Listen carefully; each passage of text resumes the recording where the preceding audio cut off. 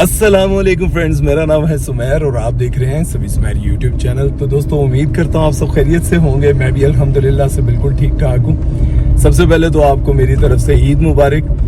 और ईद का दिन है और वैसे तो आज घर में तो बिल्कुल टाइम नहीं था। पहले तो मैं जा रहा हूँ गोश्त लेने के लिए जहाँ पे कुर्बानी की है, और उसके बाद जाहिर है गोश्त पकाएंगे खाएंगे। लेकिन मुझे ये समझ आई कि यार ड्रामा सीरियल तेरे बिन तो सबके दिमाग पर छाया हुआ है, तो सबको बड़ी बेसब्री से इंतजार होगा कि आज लास्ट एपिसोड आएगा। तो भाई लास्ट एपिसोड नहीं आने वाला। क्यों नहीं आने वाला ये मैं आपको बताता हूँ, लेकिन उससे पहले जरा हम ड्रामे पे डिस्कस कर लेते हैं। आप लोगों ने देखा है यार, इस ड्रामे का जो लास्ट एपिसोड था उसको देखने के बाद तो यूं लगता था कि बस एंड हो गया, सबको समझ आ गई है कि एंड क्या होने वाला है। लेकिन उसके बावजूद भी ना लोग बड़ी बेसब्री से इंतजार कर रहे हैं कि यार इसका एंड क्या होगा, एंड क्या होगा।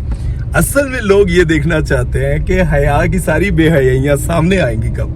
मतलब सबको कैसे पता चलेगा कि सारा जो है ना पूरा का पूरा महल जो तबाह किया है, इसका सुकून जो तबाह किया है ना, वो इस बेहया ने किया है। उससे पहले मैंने आपको बताया था कि सबीना फारूक ने कहा था कि इसका जो एंड होगा ना, इसका एंड देखने के बाद मुझे नहीं लगता कि अवाम मुझे जीने देगी। मतलब वो कुछ ऐसा करने वाली है जो कि उसने अभी तक छुपा के रखा है। डायरेक्टर, राइटर, प्रोड्यूसर तो यही कहते हैं कि हैप्पी एंडिंग होगी।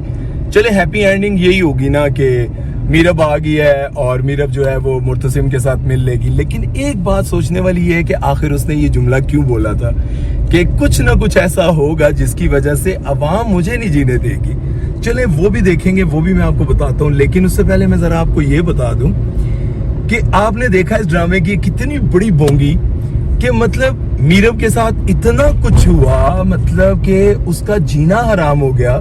मुर्तसिम ढूंढ ढूंढ कर उसको पागल हो गया। सबने उसको कहा, मतलब उसका बाप तक मर गया। उसकी जो मुंह बोली माँ थी अनीला, वो उसकी जुदाई ना बर्दाश्त कर पाई। वो बिल्कुल तन्हाइयों का शिकार होकर अमेरिका चली गई। भले वहां पर अब उनके साइज का स्कर्ट ना मिल रहा हो, लेकिन वो चली गई, अमेरिका चली गई।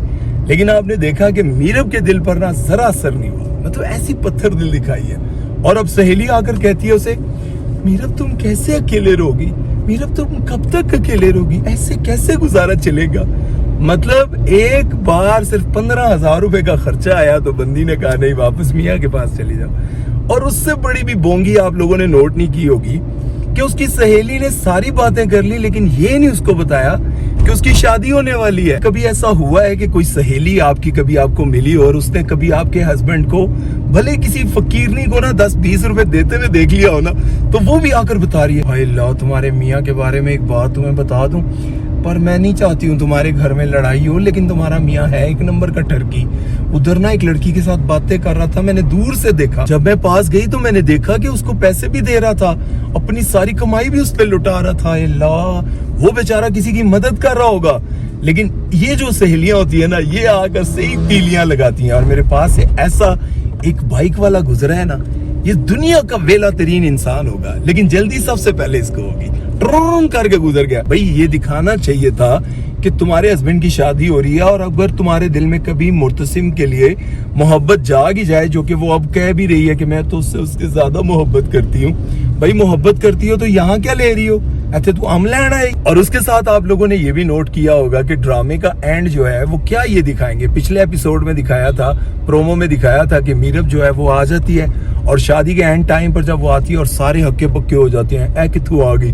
लेकिन इस एपिसोड के भी 40 मिनट गुजरने के बाद भी हमें एंड पे बस यही दिखाया है, मीरब आ गई। और अब आपको ये भी बताऊं कि इस ड्रामे का जब एपिसोड आएगा ना, लास्ट एपिसोड, उसके भी आप 2 पार्ट देखेंगे। पता है क्यों? क्योंकि इन लोगों ने पैसे पूरे करने हैं। बाद में कभी कोई ड्रामा इस तरह हिट हो ना हो, अब ये हिट हुआ है तो जाहिर है इसके 2 पार्ट दिखाएंगे। मीरब वहां खड़ी रहेगी, हया जो है वो सबको धक्के देती रहेगी। अच्छा मैं आपको एक बात बताऊं, हया का जो असली रूप सामने आना है ना, वो ये आएगा कि हया चाहती थी कि ये घर जो है ये सब कुछ मेरे नाम हो जाए, मैं इसकी मालिकन, मैं इसकी वारिस रहूं। इसकी वजह से मुझे यूं लगता है कि उसको लोग जो है नापसंद करेंगे। वो जो कह रही थी ना कि एक ऐसा फेज आएगा इस ड्रामे का एंड पर जिसकी वजह से लोग जो हैं वो मुझसे बहुत ज्यादा नफरत करेंगे। अच्छा जी, मैं आपको बताऊं, इस ड्रामे के एंड पर ना बहुत सारे लोगों को दुख होगा, ये खत्म हो गया। कुछ लोग खुश होंगे, बहुत सारे इन्फ्लुएंसर जो हैं उदास हो जाएंगे, जो इस ड्रामे पर बात करते हैं और खूब कमाई करते हैं। उसके साथ साथ जो है ना मैं बड़ा उदास हूँ कि यार हया की बोंगियां मैं देख नहीं पाऊंगा। हया जो इस ड्रामे में बोंगियां दिखाती है ना, मतलब इतना कुछ कर जाती है और किसी को पता ही नहीं चलता। वाह भाई, मतलब इतने बड़े जमींदार, इतने समझदार लोग, गद्दी नशीन लोग, उनको पता ही नहीं चलता कि हमारा घर और हमारे घर की खुशियां तबाह कौन कर रहा है। वाह भाई। अच्छा, ये आप लोगों ने नोट किया है कि देखें किस तरह से एक मौजूब घराना, इतने बड़े खानदान का और बड़ा सरबरा, मतलब चाची अनवर को हया इस तरह से धक्के दे रही है, इतनी बदतमीजी कर रही है, और मुर्तसिम जो है वो पास खड़ा होकर देख रहा है ऐसे। मुझे तो लगता है कि मुर्तसिम जो है ना वो दिल ही दिल में सोच रहा होगा, चाचा अनवर ते है जड़ी ये की नाम है मीरब, एने आज भी मेरी सुहागरात सत्यानाश कराती। पहले भी मैं सुहागरात नहीं मना सकिया ते हुण भी सत्यानाश होगी। मतलब यार कोई हद होती है कि तू छिक के एक चंड मार यार, मतलब एक चपेड़ लगानी चाहिए थी उसे हया को कि तुम कैसे बदतमीजी कर रही हो। मीरब जिसका मैंने 2 साल इंतजार किया है और 30 दिन मैं सोया नहीं था, इतनी बड़ी बोंगी, मैं 30 दिन जिसके लिए सोया नहीं था वो 2 साल के बाद घर आ रही है और मेरी बच्ची के साथ आ रही है, तो मैं तुम्हें किस तरह से माफ कर दूंगा और मैं तुम्हें किस तरह से इजाजत दूं कि तुम मेरी बीवी पर हाथ उठा रही हो। और चाची अनवर को धक्के दे रही है यार, उसी तुनीज मुक्का मारे, आप लोगों ने देखा नहीं? ये देखो, ये सीधा उसकी तुनी में मुक्का लगा है। थोड़ा जाके पीछे हो जाना, यकीन करो बंदा जाया हो जाना सी।